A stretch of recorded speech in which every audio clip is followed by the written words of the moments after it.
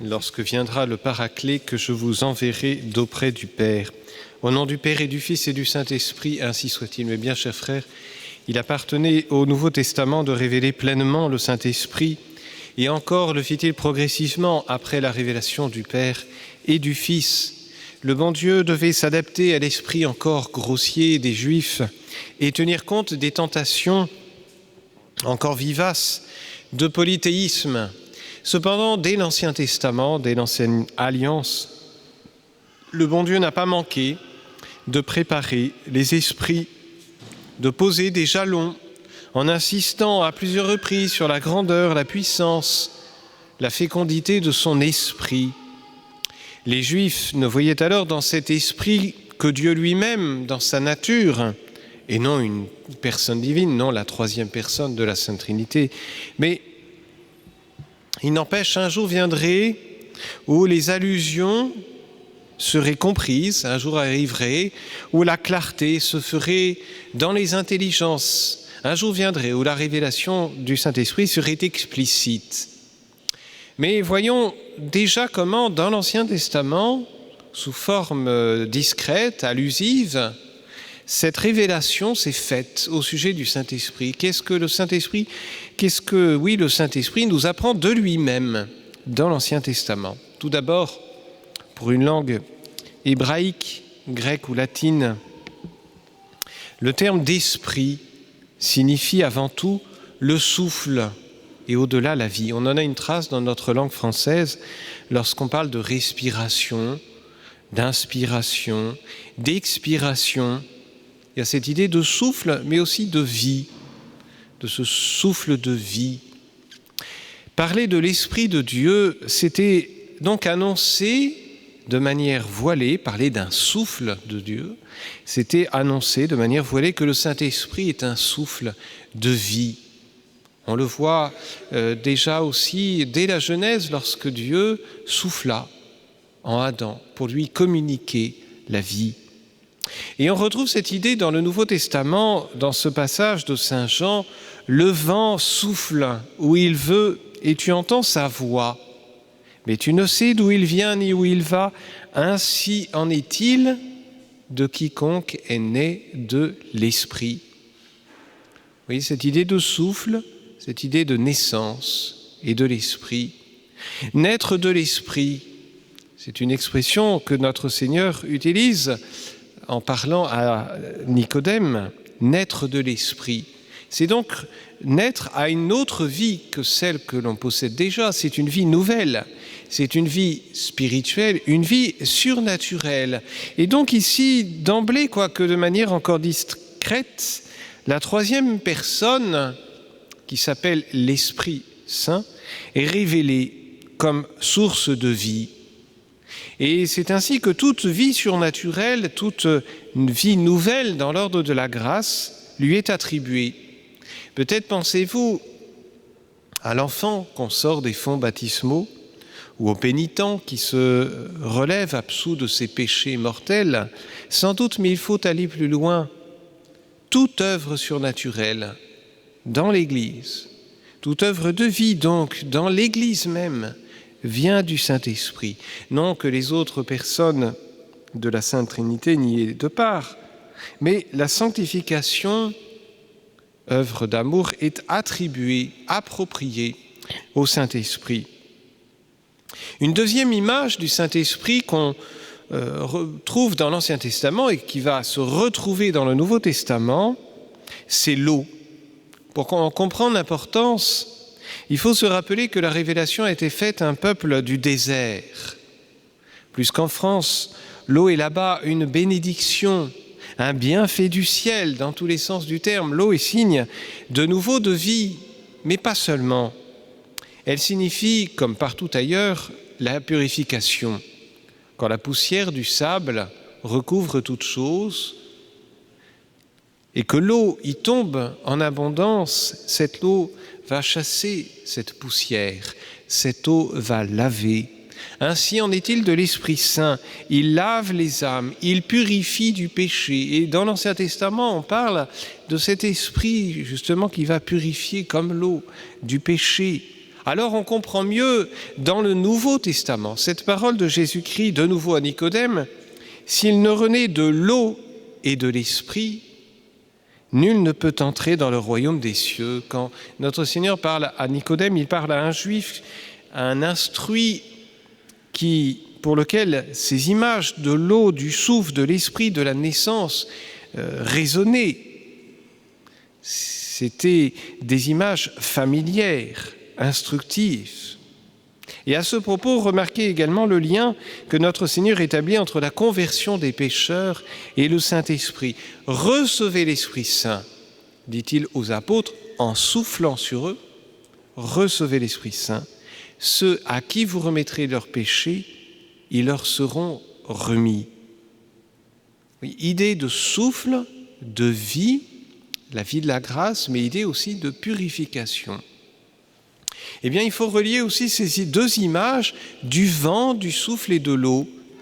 Car d'où vient l'eau dans ces pays? Eh bien, de ce que le vent pousse les nuages jusque vers la terre pour que ces nuages, eh bien, laissent cette eau vivificatrice tomber. Alors, le symbole est clair, le Saint-Esprit, lorsqu'il donne la vie, purifie l'âme. Les deux sont liés. Pas de grâce dans une âme sans pénitence, pas de conversion sans grâce. Le Saint-Esprit, lorsqu'il vient, il apporte des grâces de vie, il apporte des grâces de purification. Une autre qualité de l'Esprit Saint annoncée discrètement dans l'Ancien Testament et révélée au plein jour dans le Nouveau, c'est la force. Dans le livre des Juges, cette fois-ci, il est dit que l'Esprit du Seigneur revêtit Gédéon. Il sonna de la trompette et les habillés Zérites s'assemblèrent pour marcher à sa suite. On est à cette époque où des chefs, qu'on va appeler des juges d'Israël, vont prendre le pouvoir pour délivrer Israël du pouvoir des païens. Alors ces juges, eh bien souvent, prenaient l'épée et allaient reconquérir une partie de la terre promise. Il y a donc derrière cet esprit qui se saisit de ces juges, l'idée non seulement de force, mais de conquête. Bien sûr, dans l'Ancien Testament, c'est une conquête matérielle, mais qui annonce cette conquête toute spirituelle du Nouveau Testament, cette force des apôtres du Nouveau Testament qui vont conquérir des territoires entiers à notre Seigneur Jésus-Christ. Et c'est vrai, on verra à partir de la Pentecôte, les apôtres, puis les martyrs, revêtus de force, de puissance, qui affronteront avec courage leurs juges, leurs bourreaux, et qui iront conquérir jusqu'aux fins de la terre les âmes. Une quatrième qualité révélée également dans l'Ancien Testament sur l'Esprit de Dieu, et donc ultimement sur le Saint-Esprit, n'est autre que la sagesse, l'intelligence, la pénétration de l'Esprit. On le voit chez Salomon, rempli de l'Esprit de Dieu. Mais c'est aussi présent dans le livre de Job où il est dit « Mais c'est l'Esprit mis dans l'homme, le souffle du Tout-Puissant, qui lui donne l'intelligence. » L'Esprit, ici, l'Esprit de Dieu, est révélé comme apportant l'intelligence. Lorsqu'il vient dans une âme, Dieu y apporte l'intelligence. Souvent, la première grâce prend l'éclat d'une lumière, intelligence surnaturelle qui conduit jusqu'à la pleine conversion. Eh bien, notre Seigneur, s'appuyant sur ces idées contenues dans l'Ancien Testament, de manière encore une fois voilée, fait référence à cette sagesse de l'Esprit Saint. À de nombreuses reprises dans l'Évangile, l'Esprit de vérité, on l'a entendu dans l'Évangile d'aujourd'hui, l'Esprit Saint que mon Père enverra en mon nom, lui vous enseignera toutes choses et vous rappellera tout ce que je vous ai dit. Alors vous voyez, les apôtres qui étaient des Juifs, qui connaissaient l'Écriture, et puis ensuite tous ceux qui entendront parmi le peuple juif la révélation du Nouveau Testament, eh bien, pourront faire le parallèle entre ces révélations du Nouveau Testament et puis ces révélations plus cachées de l'Ancien Testament. Et là, ils comprendront, ah oui, ce que l'on disait de l'Esprit de Dieu, eh bien, s'attribue d'une manière tout à fait particulière à l'Esprit Saint.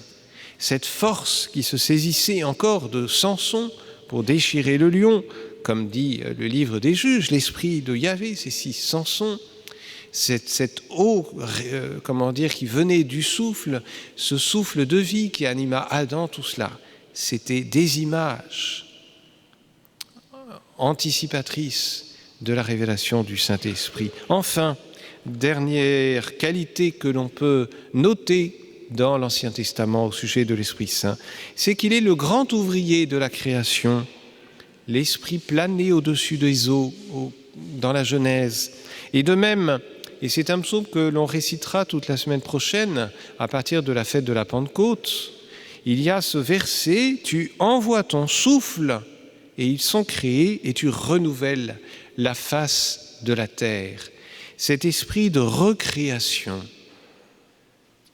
eh bien, on le fêtera dimanche prochain avec cette fête de la Pentecôte, cette recréation de toutes choses, et en particulier cette création de l'Église. Le Saint-Esprit, cette fois-ci, bâtisseur, non pas de la création, mais de l'Église. Vie nouvelle, souffle, purification, force, puissance, sagesse, intelligence, renouvellement de toutes choses. Telles sont les qualités du Saint-Esprit révélées discrètement dans l'Ancien Testament et mises au grand jour dans le Nouveau Testament. Ce sont des attributs du Saint-Esprit, oui, mais ce sont aussi les dons qu'il nous donne, les dons qu'il nous apporte dans nos âmes, que nous recevons au baptême, que les confirmants vont recevoir cet après-midi d'une manière plus abondante par ce sacrement de confirmation. Ce sont ces dons qui, à chaque fois, croissent dans une âme quand elle s'élève dans l'état de grâce. Alors, pendant cette neuvaine au Saint-Esprit, où il est bon de réciter chaque jour ce Veni Creator pour bien nous préparer, pour bien demander ces grâces, supplions le Saint-Esprit qui nous accorde avec abondance tous ces dons de vie nouvelle, de purification, de force, de puissance, de sagesse, d'intelligence, de renouvellement de toutes choses. Ainsi soit-il. Au nom du Père et du Fils et du Saint-Esprit, ainsi soit-il.